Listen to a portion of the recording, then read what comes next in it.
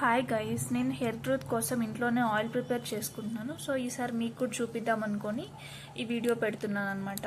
Already కొబ్బరి నూనె ఉంటుంది కదా, ఆ కొబ్బరి నూనెతో పాటు మందారం ఆకులు, మందారం పూలు, వేపాకు, అలోవెరా, ఆనియన్స్, మెంతులు, ఇంకా నేను కరివేపాకు మర్చిపోయాను, మీరు కరివేపాకు కూడా వేసుకోండి.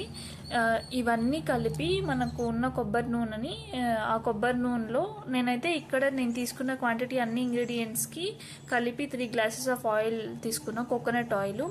ఇవన్నీ స్టవ్ మీద 15 to 20 minutes. అంటే ఇంత క్వాంటిటీ అయిన ఆకులు పూలు అన్నీ బాగా స్ట్రింక్ అయిపోవాలి.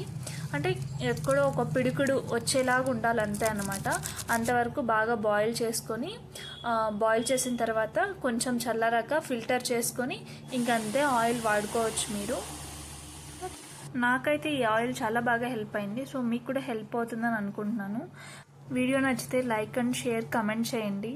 మీకు హెల్ప్ అయ్యేలాగుంటే సబ్స్క్రైబ్ చేసుకోండి. That's all for today. Bye bye.